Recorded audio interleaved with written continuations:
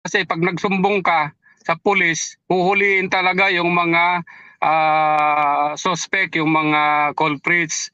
Ngayon, kapag nagsumbong yata yung victim, baka siya panghuliin putang ina di ba? Hindi naman sinasabi kong ano kasi nga sabi ko, putang ina, kung walang bayag itong inuupo nila, sinong paniniwalaan mo? Itong kapulisan, majority diyan talagang nagtatrabaho. Mga EFP nagtatrabaho. Pero paano kung ilagay mo yung hepe diyan? Hindi kayang tablahin.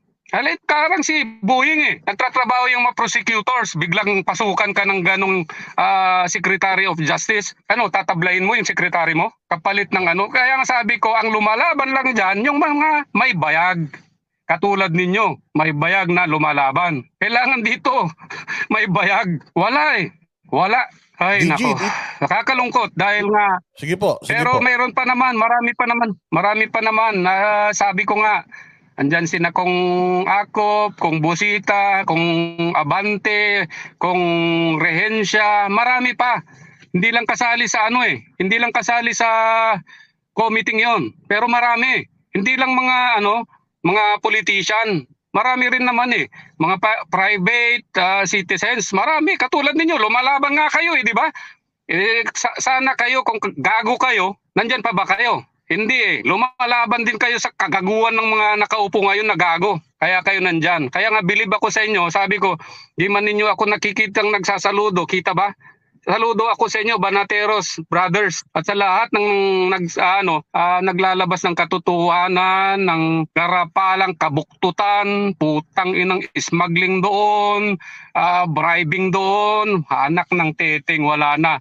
DOJ gago, wala. Saan pupuntang mga tao? Sabi, sa Mindanao na nga di ba? Linabas naman ito ni Jojo de Guzman. Nagkakagulo na. Ay, maraming salamat DJ Pantag at na-appreciate nyo po. Ayan, nandito lang po kami, laban para sa'yo. Sa Mindanao, ang MNLF. Sabi ng isang matandang komandor pa doon, liar, sinungaling si BBM na. Sinasabi niya doon. Pati sabi niya, ikaw Secretary Galvez, ginanon pa. Sabi ko nga kung lahat ng ilalagay ay kaya nilang hawakan dahil sa pera, sa Congress, nang namumuno dyan si Romualdez. Pinsan din niya. Wala na Ang inaasahan natin si BBM Pero mayroon ba? Wala Wala sa nakikita natin. Anong iniintay? Magkagulo? Magkagulo sa Mindanao? Magkagulo kung saan-saan? Para ano? Baka lang naman, opinion ko lang, talagang sinasadya magkagulo na para magdeklara ng martial law. Ano ko lang naman, medyo guni-guni ko lang yun. Pero bakit nakita nyo? Wala hindi siya lumulutang, hindi siya nagsasalita. Gumugulo magulo na. Gumugulo ang Pilipinas, Mindanao. Bakit natotolerate yung ganon? Diba? Dapat i-prevent yung kaguluhan, hindi.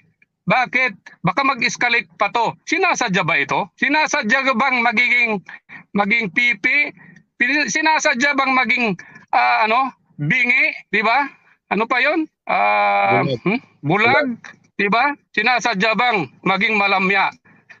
Nabasa ko lang sa comment yung abbreviation na 'yan. Sinasabi ko lang din naman. Sana wag naman.